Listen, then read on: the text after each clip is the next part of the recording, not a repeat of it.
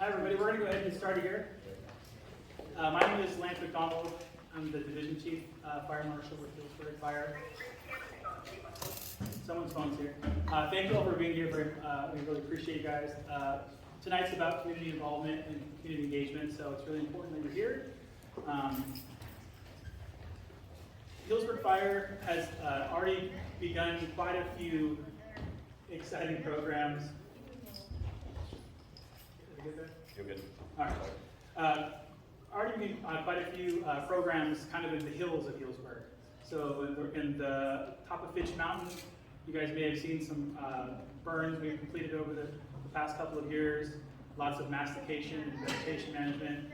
Up on the ridge, open space, some of the same work. And the Gauntlet Reservoir as well. And we've also are going to be bringing everybody's favorite goats back into the fold here in the next couple of weeks. So a lot of exciting projects regarding vegetation management in the hills of Healdsburg.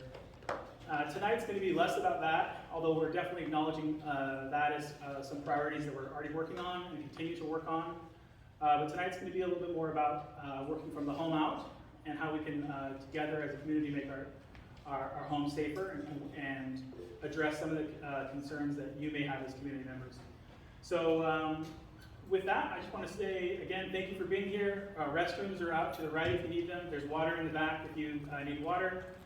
And I'm going to go ahead and introduce our fire chief, Jason Bosch. Good evening, everyone. Thanks for coming. I know I've met a lot of you. Appreciate you being here tonight. Like Lance said, tonight is mostly about receiving your input for the fire department and what you feel our threats are, what you're worried about, what you think you can be doing better, and what you want to see done. So we've spent a lot of time and energy over the last few years focusing on fuels reduction and vegetation management to deal with these massive wildfires we're having. And you may be aware we received a grant of almost $1 million for fuels reduction from the Coastal Conservancy, which we've been putting to work in a lot of different places, and we'll go into that a little bit. Our team also helped with the development of the Community Wildfire Protection Plan for Fitch Mountain and for Mill Creek. This is something that's been on our radar for a long time. Way back when Linda Collister was our Fire Marshal Division Chief, is something we've identified that we wanted to do for a long time, but we didn't really have the funding and we were so busy with other things. We finally were able to get it on the radar, and with the support of our council and city administration, we got funding from the PG&E settlement. To fund this project, we put out an RFP, had a number of responsive people, but once we scored the highest and met the criteria, we're Wildfire Services Group, and the good thing about them is they're local. Most of them live in the community, so they have an extra stake in it. But this is kind of a culmination of a lot of things. I see this as us bringing a lot of the different parts we've already been working on all together into one document with the community input so that we can identify where we want to go in the future with the funding we already have, but also what potential grant funding or budgeting we can do in the future to meet the needs that we have specifically for the city of Healdsburg. And that's what this is about. That's because I'm on, but he shut everybody off. The CWPP that we're developing is for the city of Healdsburg. It's for the city limits. Now, in it, we'll be acknowledging and recognizing like the Fitch Mountain and the work that's been done with their CWPP and of course their co-groups. We got all the same stakeholders, but this one is specific to the city. So as city residents, we really want to hear what you have to say. That being said, this is the kickoff meeting. We'll get plenty more bites at the apple. If you don't get a chance to get the answers you want or ask the questions you want tonight, there'll be plenty of other opportunities, including a survey we'll be putting out. I want to take a moment though and recognize a couple of people in the crowd that are important members in our community and help get this funded. One of them is our council member, Evelyn Mitchell. Evelyn Mitchell. And in the back. And that is Andrew Strumfells, our assistant city manager. Thank you for coming over. Mark Thiemann, Community Services Director, and Jaime Lycia. I'm sure a lot of you know. Of course, a lot of you know Paul and Tanea Fleckenstein are in the crowd. I notice Paul's not in uniform, and they're community members also, but a lot of you may know Paul because he is CAL FIRE Battalion Chief 1413, who covers this battalion and probably knows this area and fights wildfire better than any of us ever would. So thank you for coming, Paul, as a community member. let's get rolling. I'm really excited that you're all here and really look forward to hearing your thoughts. I mean, we have a pretty good idea of what we've done, what we want to do, and where we're going, but what I feel like we're lacking is a lot of community input on what concerns you and what can we be doing better from your perspective as community members. So that's what we're really trying to collect tonight. So thanks for being here. Thanks, Chief. My name is Joel Holland. I'm with Wildfire Services Group. It's an honor and privilege to be here with you this evening. I've gone through the process and to land back at home. So I live just up the street off of Powell Avenue, and Jen and I, with Wildfire Services Group, and Steve, and most of the Wildfire Services team are really appreciative of being able to do this work in our own community, where it matters the most, and it touches our friends and neighbors directly. And if we do as good of a job as we are set out to do with the help of the chiefs, we're going to have a working, living document that's going to be very valuable for years to come.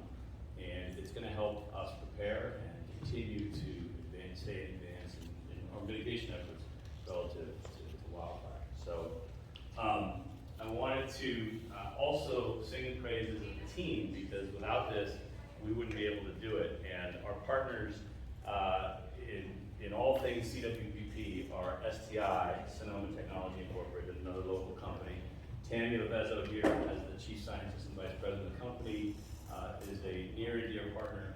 They are the eyes in the sky. We are the boots on the ground. So it's a really great dynamic between our two companies, and it's wonderful to have Tammy aboard. In addition, screen left here, we have Christy Neal-Beckett.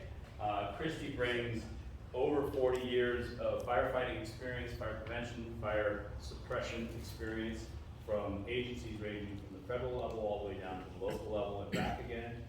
She participated in and led the effort down in Marin County for the CWPP refresh, along with STI. And Tammy's working on the team hand in hand with all of the steps of what the CWPP is shaping up to be. So an excellent team.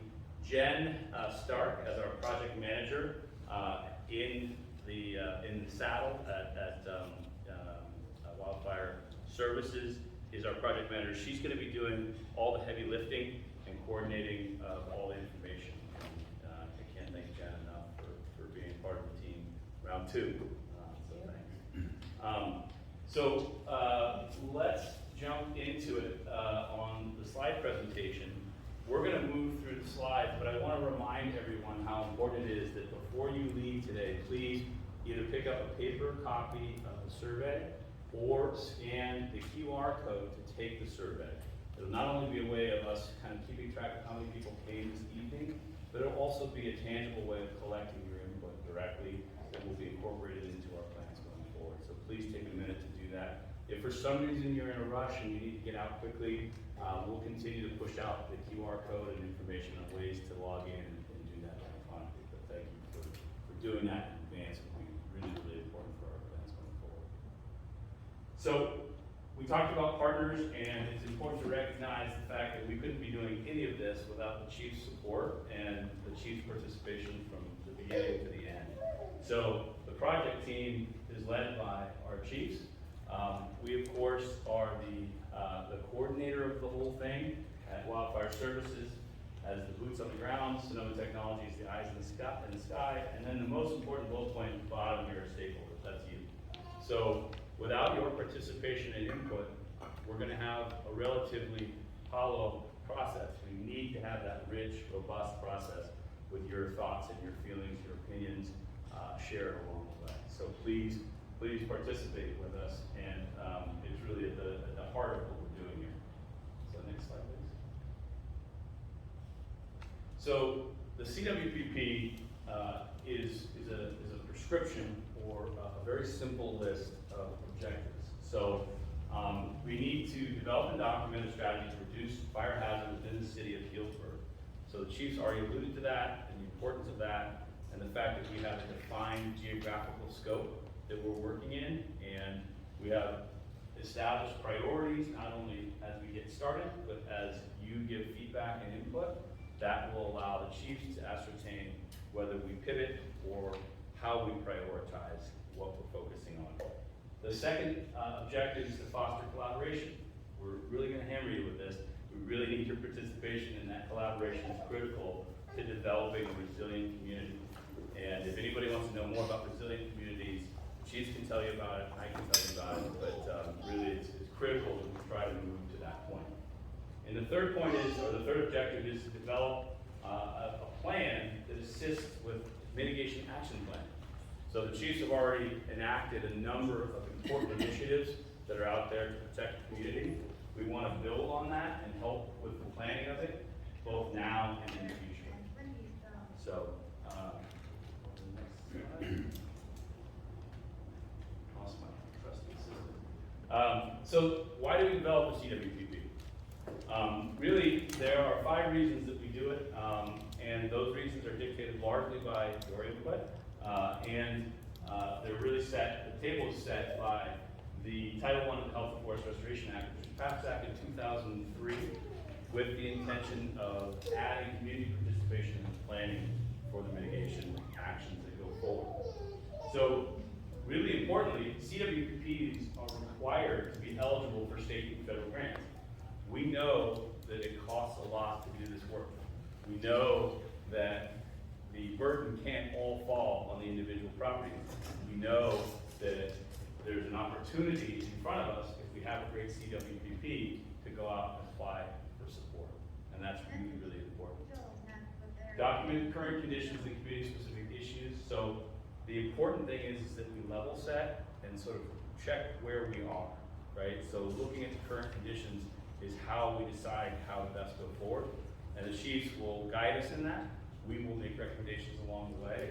And very importantly, STI, the eyes in the sky, will be doing the data analysis along the way to inform. We want to promote collaboration. That's a common refrain. And then how do you help us set the priorities for wildfire mitigation?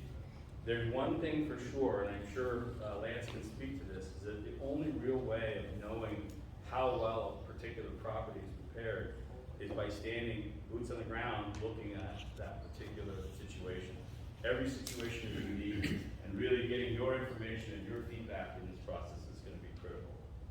So I think that's it, and I get to pass off now. Yeah. Christine.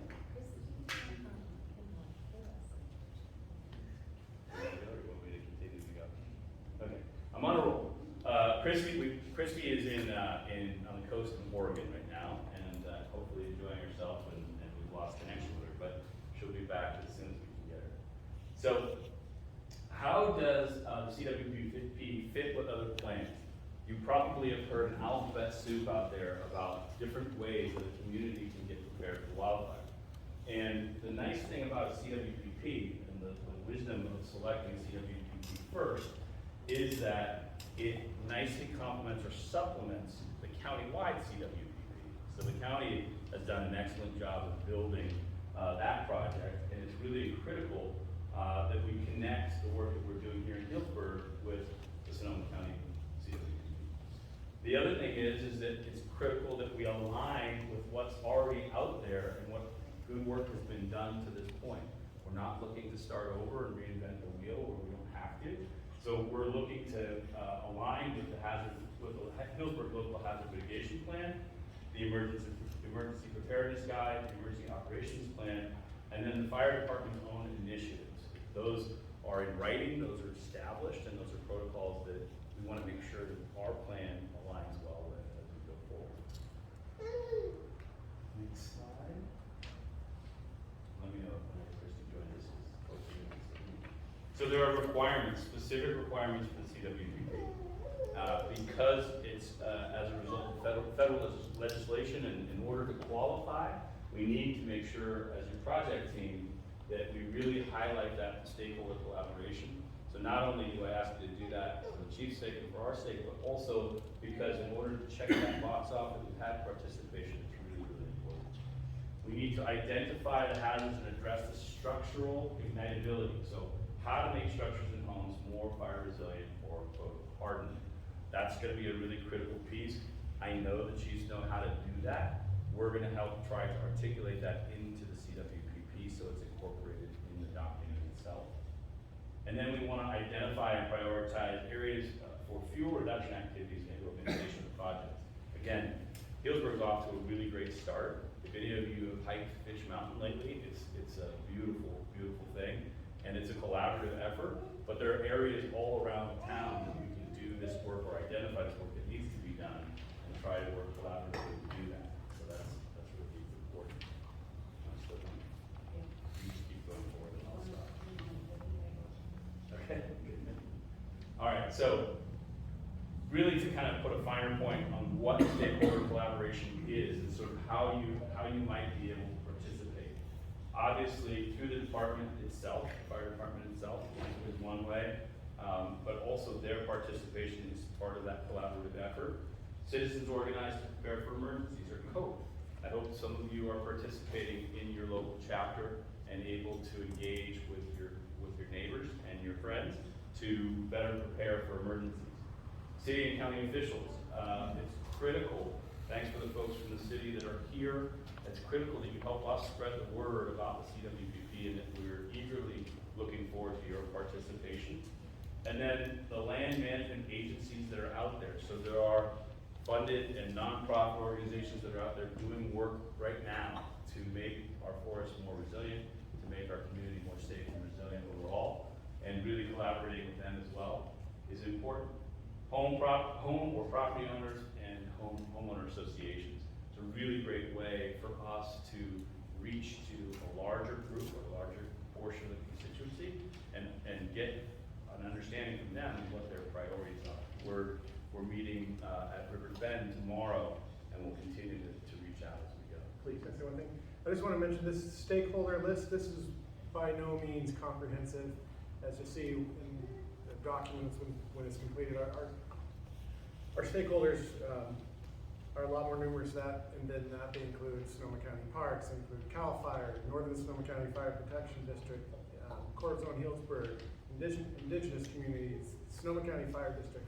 So this is just some of the key ones, but we've identified a pretty comprehensive list of stakeholders and are making an attempt to reach out and get collaboration from all of them, including the hospitals with Brian Seekins himself. So the goals, obviously, we're gathering input, we're working collaboratively to establish the priorities. As Jason already mentioned, that collaboration is about identifying stakeholders that would be critical to this process. And I can say from experience, there are very few instances where somebody doesn't fit this process. It's really a great opportunity for folks to be active. And then, again, to provide that feedback, that really important feedback that we're trying to get. So let me hand it off to Tammy, and she'll take you through some other slides and just keep moving through. And we will leave time, by the way, at the end of this for questions and answers for you. Yes? Yes. All right, hi everyone. I'm going to shift gears a little bit and talk about some of the science that we do as part of the CWPP work and process. Before I get into that, I will say, one thing that I personally love about working on these types of projects is the science right now is really emerging. And so it's always fun to do a new one because I get to learn about the new science and really implement and integrate some of the current thinking around, home hardening, defensible space, structure protection, mitigation and all of that. So it's wonderful work. So, one of the first things that we do whenever we start a project like this is we really want to understand what's happening at the local level. There are county level CWPPs that sort of take a broad view of the county, but then once you start getting into individual communities, every community has a different situation, different issues, and so the first thing we want to do is really, from an eye in the sky, as Joel said, map out, what do we see across the community? What are the community assets? So, for example, homes, structures, infrastructure. Are there specific special things about a particular area that we would want to protect from a fire perspective? And then, so we start out, as Joel mentioned, here obviously we're focusing on the city of Healdsburg. I don't know how well you can see that, but it's outlined in black on the map there. And then once we kind of go in and start to map the geographic area, we want to look at things like where are homes intermixed with natural vegetation or adjacent to, or where might those areas of dense vegetation pose a special threat to homes. Next slide. And so this is just showing a map. This is actually from the fire department website, showing the Wookie area, kind of in the eastern part of the city. And so when we start to get into our computer modeling, we will be compiling electronic maps of all these different layers, and we'll actually make those available online so that we'll make that link available so that you can go in and kind of look around and see where you live and see what features are there. The next thing that we want to look at is, are there areas of particularly high fire hazard? And sometimes we do this type of modeling, Sonoma technology, but we always want to leverage information that's already exists. We don't want to reinvent the wheel. And so, as Joel mentioned, Sonoma County did a county level CWPP in which they did very comprehensive modeling. And so we'll be leveraging that information to the extent that we can for our own analyses. And then of course, we want to understand where people live and where there are areas of high structure density. And that's important from a fire perspective because if you have a fire in a neighborhood, that could ignite other fires, which leads to my next slide. Or could ignite other structures. So one of the key elements of a CWPP is addressing structure ignitability. And this is really looking at, what can homeowners, property owners do to make their homes and properties more fire resilient. So these are strategies like defensible space, and they're actually quite a bit of, there's a lot of information about that. There are well-defined zones that have clearance around your home, but really we're trying to get at how can we protect structures from burning. And I don't know, I'm sure you probably all have been following what's been happening with some of these large wind-driven fires that we're seeing. And ember penetration into homes is really a problem. When you have embers that are being spread far in front of a fire, those can get into your neighborhoods, they can get into the vents in your homes, and that's one of the largest causes of structures igniting. And so that's why it's so important for home hardening. And defensible space and home hardening does help protect your properties. I have a personal story that I will share with you.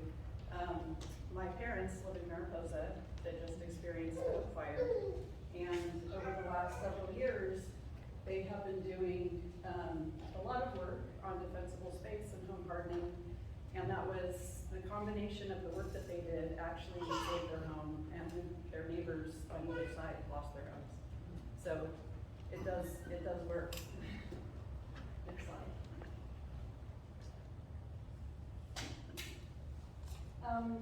So from a modeling perspective, one thing that we also will be doing is looking at neighborhoods and structure placement and parcel arrangements, because that's important when you start to think about mitigation at the property or neighborhood level. And there's some new science out that's pretty interesting that came out of the National Institute for Science and Technology. And they've developed this methodology called the hazard mitigation methodology. And really what it's looking at is how across a community can you prioritize mitigation strategies to be most effective given different types of environments. And it's particularly focused on wildland urban interface environments, but there are some concepts in there that can apply to areas that are not in the wildland urban interface. And so we'll be applying some of this new science to help the fire department take a broad look, eyes in the sky, and look down and help to prioritize their mitigation strategies. I think that's my last slide. One of the things that I'll add is that during the Tubbs fire that we're obviously all very familiar with, is I think one of the biggest lessons was Coffee Park. And Coffee Park was not in the WUI. It wasn't up next to the urban interface. It was a neighborhood. And so much of Healdsburg is a similar type of neighborhood. And there are neighborhood pockets that are the same era of construction as well. So taking that information and there's a lot that we can do from that home out approach that can make our homes safer. And so these are some of the things that we want to make sure you get that. Yes, we know the WUI, we know how important that is, how important the vegetation management in the hills are, but also that, again, that home out approach. So that's where the science is so important as we move forward. Thank you, Lance. So, we want to identify strategies and prioritize areas for mitigation projects. And I think this is kind of the exciting part of what should come as a result of wrapping up a successful CWPP. The critical piece, of course, is to be aligned with the City of Healdsburg's fire department. And the nice thing is that these two gentlemen are strategists as well as tacticians. So the great thing is that there is the city level programs and outreach opportunity, as well as community focused priorities and strategies for creating a more fire resilient set of neighborhoods in our area. So that's ongoing, and that can be enhanced by what we're doing here with CWPP. Actions that homeowners can take to help protect their home priorities. A very wise man told me once the most important thing about wildfire in the state of California is that we all understand our own ownership of priorities, our own responsibilities when it comes to wildfire. And Kim comes from 30 years of fighting fires successfully and unsuccessfully, and really the understanding that prioritizing mitigation, trying to get out ahead of it as best we possibly can, is really critical.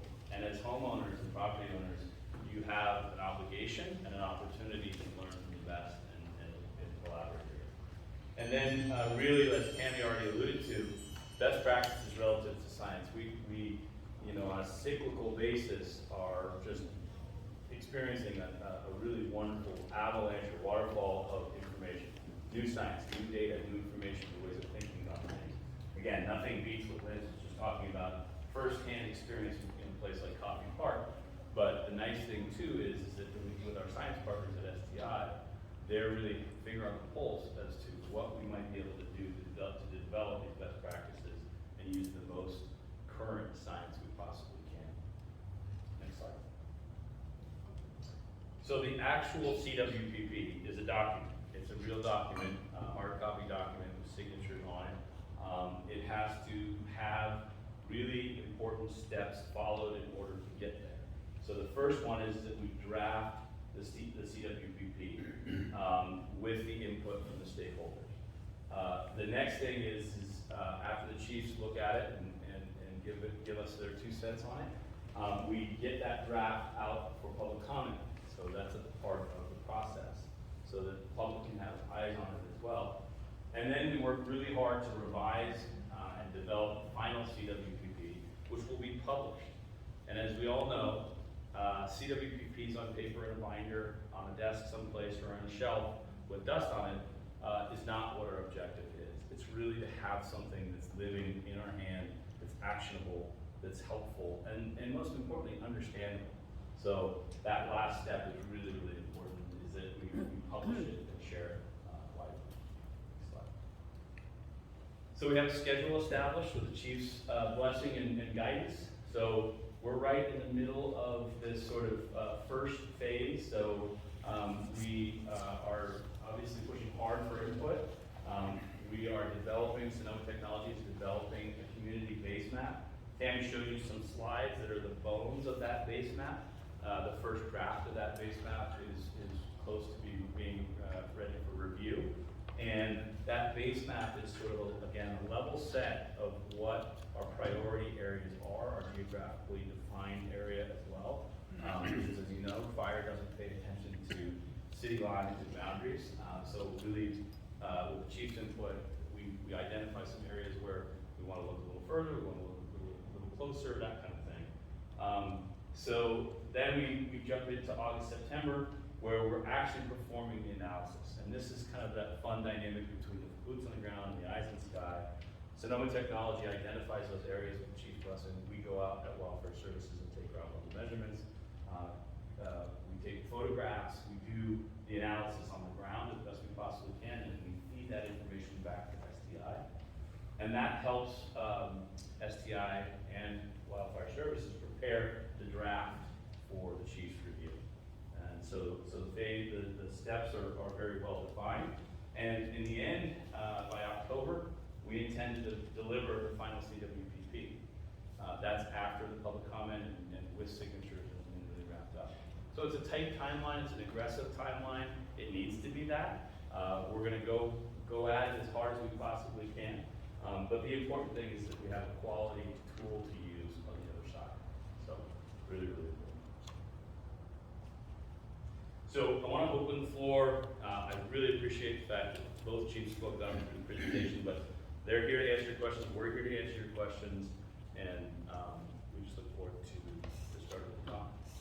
I would just add one of the things, one of the reasons the timeline's important is October is a grant season, for lack of a better word. And so this, by getting it done in that time frame, it allows us to pursue some of the early funding opportunities that are out there. So that's why that time frame is important. And yeah, what questions do you guys have? Anybody out there? Let's start off.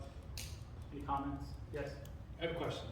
So I was kind of a newbie for the Tubbs Fire to California, Yes. and is a lot of this work because of like the Tubbs Fire and the Paradise Fire, like, or did this kind of fire resilient preparation was happening long before that, and places just like Santa Rosa didn't do it, or was it because of that it really started?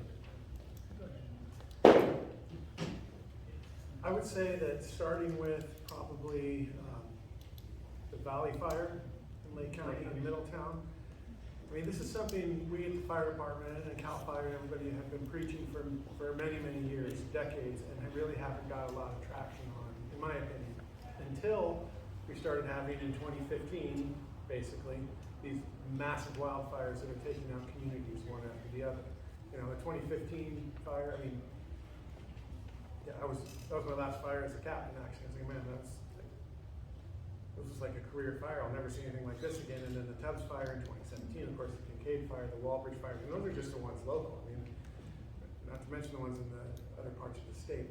So I think what these wildfires have done is they have finally got the public's attention and focus and the attention of elected officials, really. And so now it's become a priority to identify these projects and fund them in a way that we've never done before in the past. Does that make sense? I mean, I feel like it's something that's always been there, and it's always been something we've been striving for, but we've really been working with limited resources and limited attention until we started having these catastrophic fires. And it not only changed the minds and the outlook of community members, I think, but elected officials as well. Locally, statewide, even federally, to the point where now we're starting to see grant funding at all different levels to have fuels mitigation projects that was never there before. So it's important to us that we take the steps that we need to identify what's important to us as a community so that we can then identify those projects and hopefully get that funding to do that, if that makes sense. Does that answer your question? Yeah, super helpful. So I think it just focused everybody. I think additionally, some of the prescriptions that we may have wanted to do in the past weren't as available to us. You know, prescribed burning being one of them. That was really popular 30 years ago. Kind of went away a little bit, and now you're seeing more of it, right? And so I think that's part of this as well. So a CWPP may not have had as much teeth 10 years ago as it does now. So it's been there before, but it's certainly way more important than it's ever been. Good question. Anybody else? Let's go here. Ladies first. Yeah, can you give an example of an actionable component of the plan? Is that like the goats and the prescribed burning, and what does that look like? So the CWPP itself, the document itself, is the important part of it is partially education, to make sure our community members know how they can help make their homes more resilient, but then also to receive this feedback so that we can pursue funding opportunities to help you and help everybody in the community.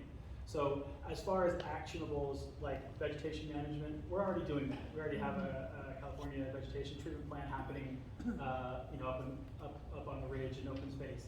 We're already pursuing with Russian River Keepers an window removal project that's hopefully going to fund next year. We've done a ton of work on Fitch Mountain, we're gonna continue to do more of that, and some more prescribed burning like we did off of the end of March Avenue and continuing those programs. So we're gonna, this is in conjunction with those, but the action for our CWPP is this document, is this plan. Oh. It's a plan to, again, pursue funding and also to hopefully push out education to the community so that we can, we've done, my predecessor did a really good job with our weed abatement program in Healdsburg. We have a pretty successful weed abatement program where we don't have to force people to cut their grass for the most part. Most of Healdsburg is on board with that, and that's great. There's the next level of home hardening and vegetation management and defensible space that can really make a difference in the event of a wildfire, these wind-driven timber casts, those type of things. And so I think that's the next level of this, and so hopefully that's an actionable that'll come from this plan as well. Does that answer that question? Yeah. Okay. I mean, for example, an actionable item might be, we want to identify grant funding to help homeowners in the WUI do structural hardening, or do parcel level assessments on every property in a certain area, or the whole city, that kind of thing. But that's why we need your input, because we want to hear what's important for you. Do we want to identify funds to help private property owners with fuels mitigation? Do we want to do structural hardening?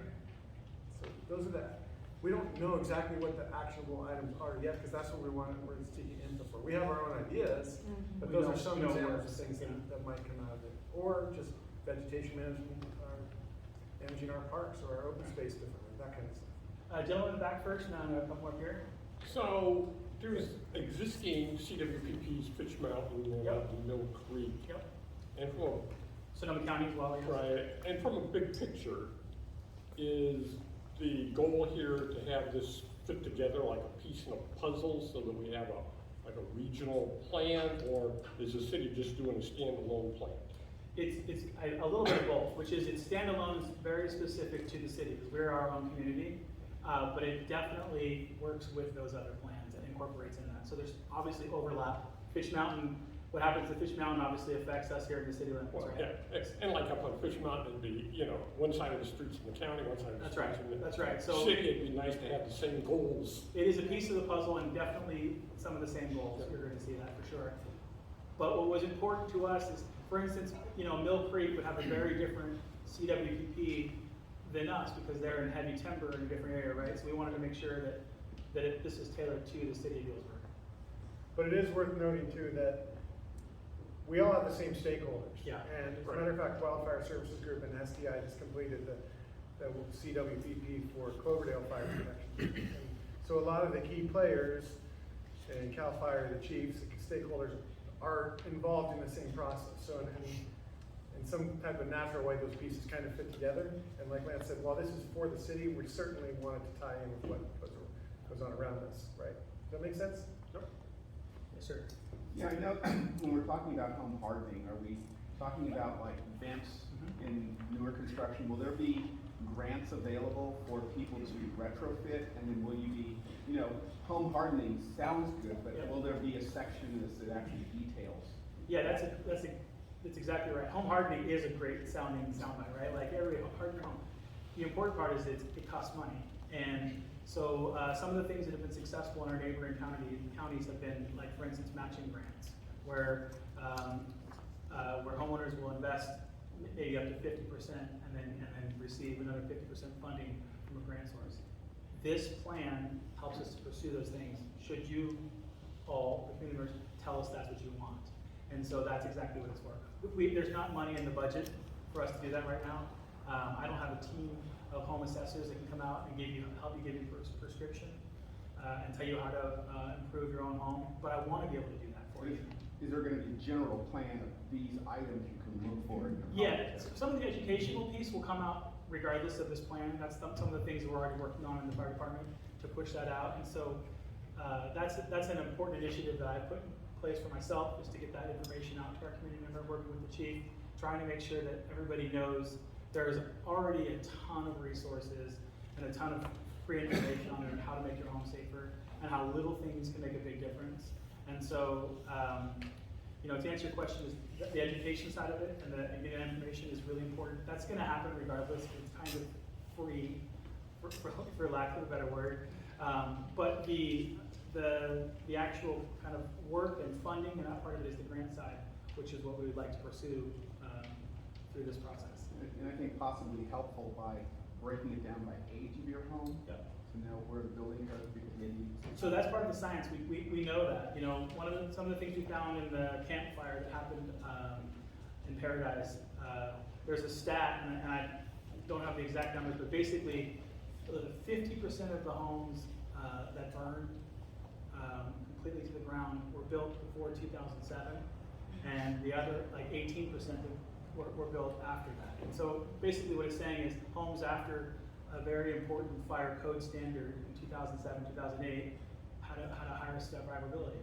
And so we're able to retrofit older homes with some of those newer construction materials, i.e. smaller vents, dual pane windows, gutter guards, things like that that can help make our older homes that we live in a little more modern and more fire resistant.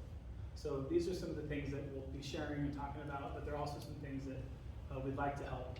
You know, again, like you said, home hardening sounds good, and telling someone, hey, if you just replaced all your single pane windows with dual pane windows, it'd really help out. Well, that's a lot of money for somebody. So if there's some funding behind that we can pursue, that would be ideal. And that's what we're hoping to be able to get to. And someone over here had a question. Yes, sir? So, the ignition points can travel out miles, 10 miles, with the right wind configuration, but more than spread, I'm wondering if ignition locations is also a critical piece. We have still a remarkable number of deteriorating or blighted or overgrown homes. Just take a walk around town, and Marshall Collister was a pit bull around grasses and those kind of things. It was wonderful to see her in action. But there's still many homes that are plants from floor to ceiling, under eaves, all the way out to the street, right to left.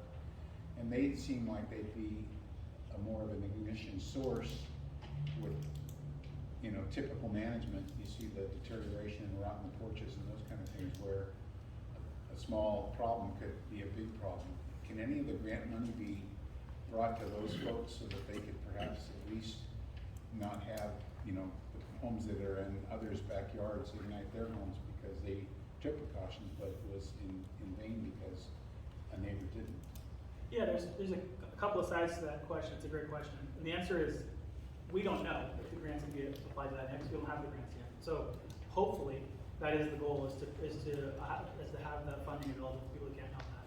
The other side of that is education. Some people just don't know that having a tree that close to their deck could be a continuity and cause problems. And so I think getting that out there is really important. And then the other part that I'll add to that is there are some California fire codes that are changing, that are going to make that zone 0, that 0 to 5 foot zone from the house required to be clear, and that's going to help make a difference. Is that going to be retroactive, or is that for new construction? Yeah, it's supposed to be retroactive. Again, it's not approved and adopted yet, so we'll see how it rolls out in January, but it's supposed to be retroactive, yes. So, but I can tell you going forward, for sure, anything that's built and new is going to have that zone 0 to 5. And that's also going to make it's also enforceable at that point, right? I'm looking at a lot of homes as a special inspector for this state, and I'm still seeing eave vents that are typical, traditional, obsolete installations in homes looked at last week. Yeah. So how are we going to get these attics airtight versus ventilated like that? Yeah, and so again, we're back. I would add to the one of the things you said out here was about how if I do this work and my neighbor doesn't, is it all for nothing? And I think I've heard that sentiment many times over the past few years. And what I will tell you is it's not all for nothing. Is that if you can focus on, I'm not saying you specifically, but all of us can focus on our own yards and our own structures, it does make a huge difference, even if your neighbor's home has a higher ignition percentage. And so it's really important that we do address that. it's not to say it's perfect by any means, and I can tell you that, again, the start of this process, many people don't realize that having smaller vents in their eaves can make a big difference, right? So here we are, and hopefully more people know just because of this meeting, but then also what this CWPP is going, the document that we're gonna prepare is gonna hopefully allow us to pursue even more funds to put that information out. But bottom line is you can't make, there's people out there who just won't comply. Yeah. That's all there is to it. You can't make And it. And that's what I was gonna say, Steve, I mean, I look at it from more, like Vance said, an education component. I mean, the answer to the question is yes, hopefully there's Yeah. money for that, but Yeah. perhaps as a deliverable, Yeah. we're able to do more. Well, Parcel speaking of level, deliverables, property assessment. when you guys are reacting and fighting a fire and pursuing a fire, you make choices. You go down a city block and there's 5 homes that don't have good fire hardening, and then there's 3 homes that do, and you're gonna choose to stop at the homes you're gonna be able to save. And so it's hard, I understand, I actually heard this from folks that have badges on just like yours. They have to make hard decisions. And so they're gonna do what's best for the community, and that is stop at a point where they can stop it. So they might sacrifice a couple of houses because they're not as well protected, because they know full well that they can make a stand here, but they might not be there. And so we need to make our homes as attractive as possible to you guys, really, in order for them to be the ones that are saved versus the ones that are not. Right, yeah, but as far as the neighbors go, I mean, Steve is right, it's hard to force people to do anything. Some people don't know, they're not doing it intentionally, they just don't know. That's the education piece, if we're able to get the resources to come, not in a punitive way, but to come do an assessment on their property and say, really, from a fire department standpoint, these are the things we would like to see done to make your house, more survivable during a fire, and then maybe even find grants to help fund that mitigation work, because sometimes people don't know, sometimes they simply don't have the resources. But I rarely find that people just intentionally don't care and don't want to do anything. It's more either they don't have the education or they don't have the resources. Or the funding. So, yes.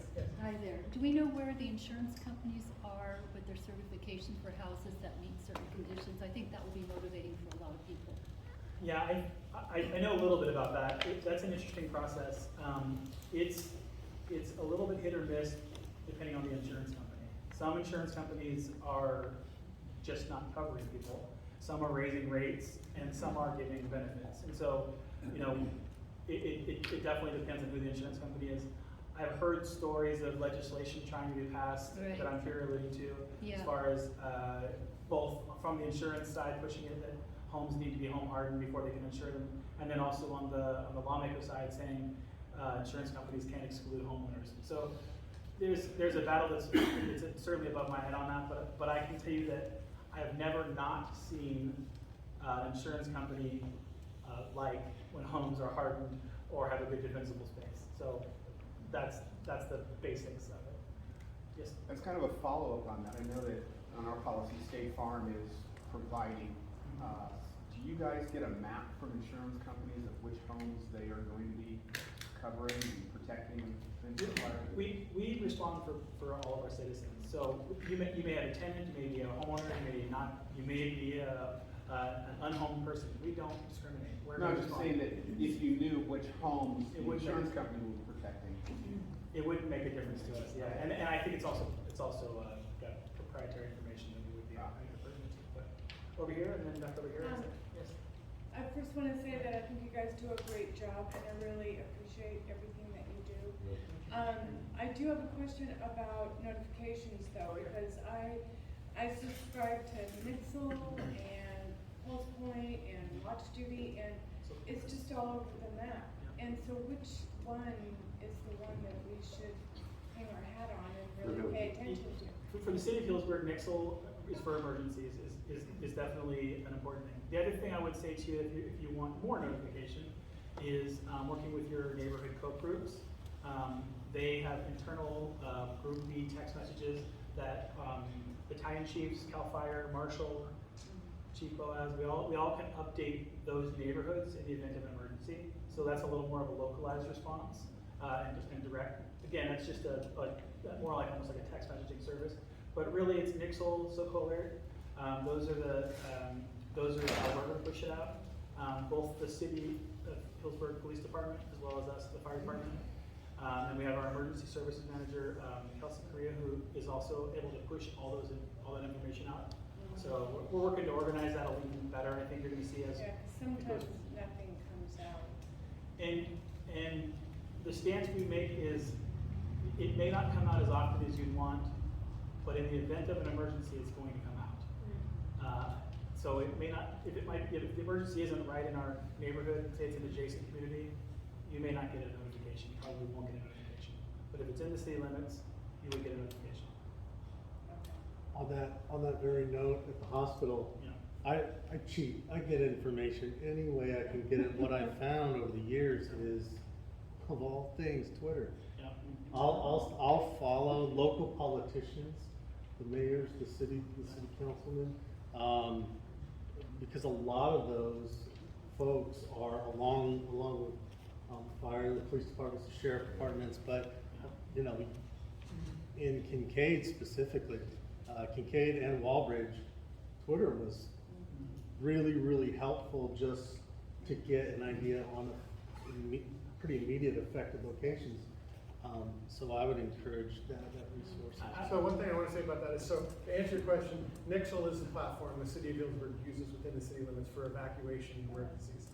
I would also subscribe to SoCo Alert because that's what the county uses. And when we push out an evacuation warning or an evacuation alert, it also goes to county DEM and they'll put it out on their platform.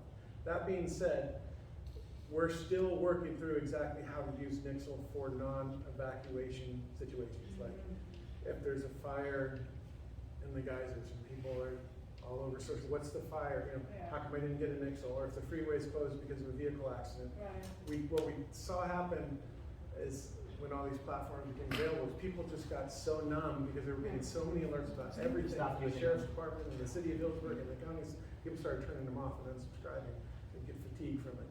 So we're trying to figure out and Kelsey's been great. We're working through a flow chart of, you know, at different levels of, you know, is it an emergency? Does it require evacuation? Is it a notification? You know, in the seriousness level, and then we can push it out at different levels. Some of them might just be an email or a text message. Some might go out as a wheel.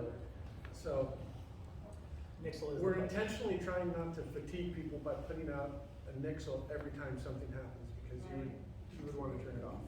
But there are times, and I've seen it on social media, how come I didn't get a Nixle because there was an structure fire down the street. Some of those, the other thing you gotta remember is we don't always have the staffing 24/7 in the city of Healdsburg to do it. I mean, we do for an evacuation, a major fire like that, but just pushing out information, it's difficult with the staffing we have, especially after hours and weekends. If it's during the day, we're probably more likely to send out informational Nixles. But yeah, we're still working through that, but I don't want to fatigue people by having to just get too many alerts. So, but to answer your question, Nixle is what we will use in the city of Healdsburg for any evacuation message. The other thing and then you're next over there. The other thing that I would add, and again, I don't want to throw too many things out here, but Watch Duty, if you haven't tried that out, I'm sure many of you are familiar with that.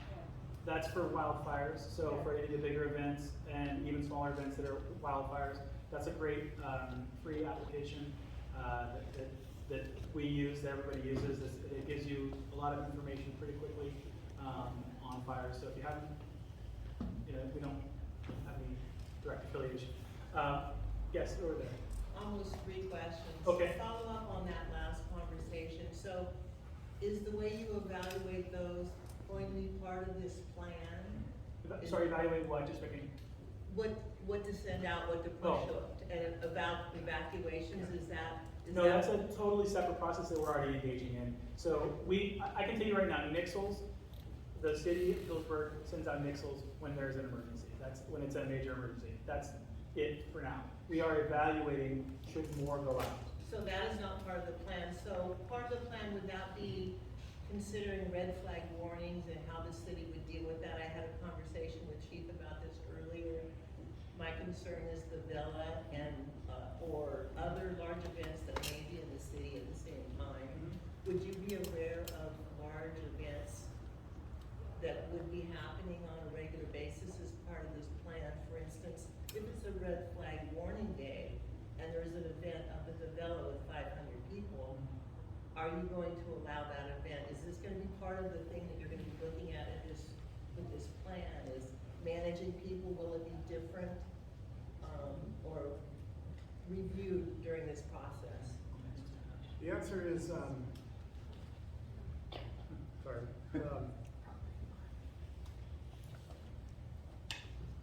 What we're trying to do here is get your input. So if you feel that that's valuable and that's something that we could look at, then I would ask you to submit that as input, and that's something that as a city we can evaluate from community services, from parks.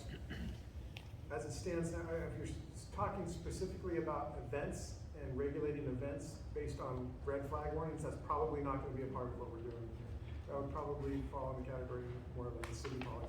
You want to speak to that, Henry? No, actually, I had another question. Oh, okay. Sorry, and I want to have the answer for that. Okay, she's got one more question. Do you want to go to Adam? I would just, as the chief said, like, this plan is, the community wildfire protection plan is seeking your input. And so, some of the questions you're gonna see on the survey are what concerns you. And so if that's something that concerns you, I think you should bring that up. And it's important to do that. We already do know about these events and know when they happen, and we know when there are higher risk things as a fire department. But there's no official, like Chief said, we don't issue permits based on weather. Well, it just seems like if it was an evacuation situation on Fitch Mountain, that's kind of a concentration of a lot of people, I don't know. We would know that and identify that through the permit process, so we would be aware of that, for sure. Yeah, but from a larger perspective, if there are things that you as a community think that we collectively as a city should be doing during a red flag warning to help you feel more comfortable, then let us know. please provide us feedback. Whether that could be like we do sometimes, close the trails and open space. It could be other things. It could be sending out alerts or warnings. That's why you're here. We want to hear what is it that you want from us. Okay, hiding in the back, and then we're gonna go over here. Yeah, go ahead. So my question is more on the deliverable side of the plan. Well, I understand the plan will probably provide current condition and how to get from non-defensible to defensible space. Is there gonna be a funding component with that illustrates the cost for current condition, 5-10 years out, in perpetuity? Because I think that'll be very important, especially if you go for grant funding, that you illustrate how much money you need, and if you need support, you don't need to know what it's gonna cost. Yeah, the short answer is yes. It's a little more nuanced, obviously, whether you're gonna work at home-to-home improvements or if you're gonna do vegetation treatment plans. But all of those things are gonna be identified. One of the things you do in a CWPP is almost a wish list of all of the projects. If we had unlimited funding, what would we do? We'd remove all the arunda in the river. We would have grant fundings for every home in Healdsburg. So you kind of build that into the plan in hopes to pursue funding for each of those wish lists. And hopefully some of them are more than just a wish. Does that make sense? And then here, and then we'll go over there next, yes. Yeah, it seems to me that when I listen to the source of fires, which I'm a co-person, a Fitch Mountain person, what started that fire? We always want to know what started it, because when it's super hot and they're red flag days, most of us don't do anything. We're not going to go out and strike a tool, so our little Fitch Mountain fire was people putting in posts for some kind of a fence. You had a lawnmower or something recently. So I hope, that's going to be my input, is to really educate people about what they should not be doing on those days. I think that's great, and there's two sides to that question. One is what causes the fires, and two is getting information. A lot of times when I'm in community meetings, I was just in one last week, and people always want to know what started the fire, right? And in many cases, the fires are literally still under investigation. So either A, we don't know, or B, we have a lead on something that we don't want to share so that everybody knows we have a lead on, right? Right. So there's a version of both of those things. But I do think what you're asking is the other side of that, which is really important, which is what we do know from these fires is that often they start from mowing or grinding, or maybe a vehicle backed into the grass. And so absolutely that's an important part of this, making sure people are educated when to do the work, what relative humidity means, what's a dangerous low humidity. It's not just temperature. In fact, heat isn't as important as we might give it credit, but those low fuel moisture levels and low relative humidity levels are really important. And then you throw into that a wind event, and then we're off to the races kind of a thing. So I think it's a really valuable point, and I love that's going to be part of your your survey. Over here? Yeah, I have Thank you. a question. Yes. So, on the subject of evacuations, my concern is we live in Parkland Farms. Yes.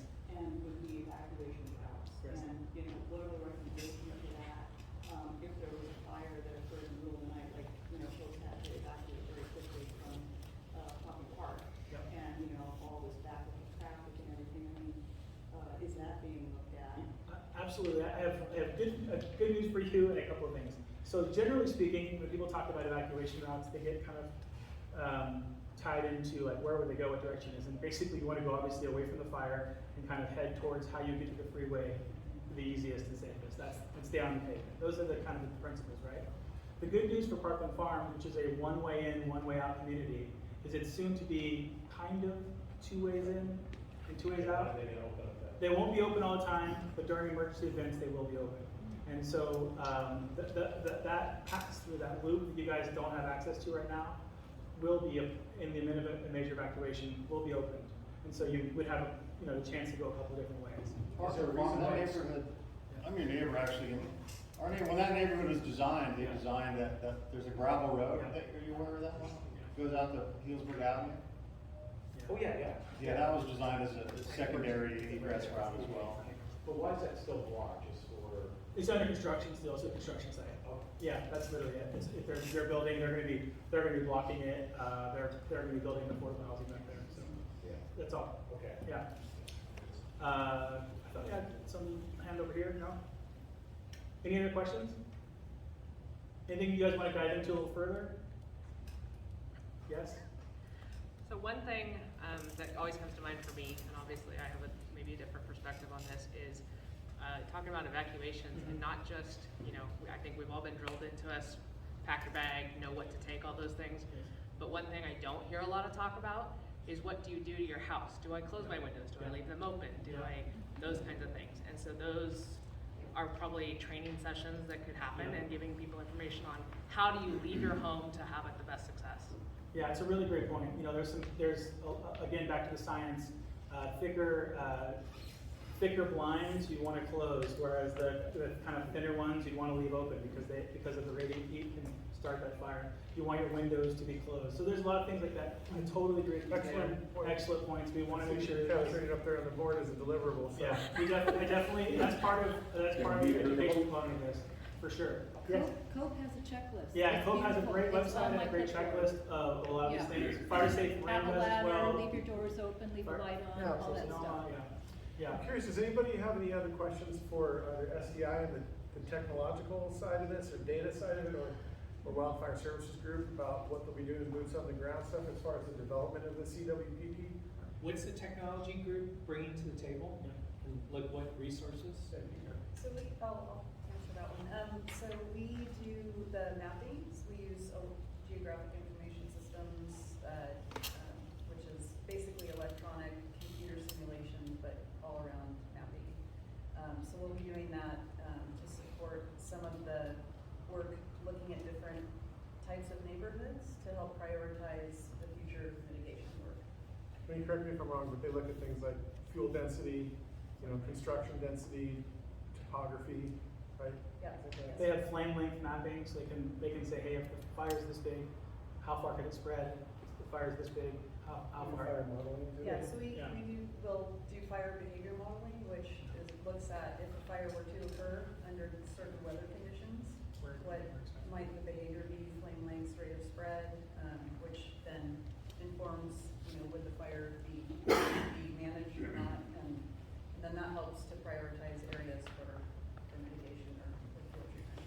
So if you're looking at a certain area from the top, or a drone or whatever, you're getting a pretty good idea of the topography and the fuel type, the fuel density, surrounding structures, structure density, all that kind of stuff. So that's what I anticipate them bringing to the table and then rolling that into more kind of fire modeling and what areas are most important to focus on, right? Yeah, and we also look at things, so we have building footprint data, and parcel information, and so we can look at, for example, the age of homes, which is something that Lance brought up earlier. We can look at the square footage of homes that might be exposed to a fire. We can look at proximity of homes to each other, and that informs how you might do mitigation activities and different types of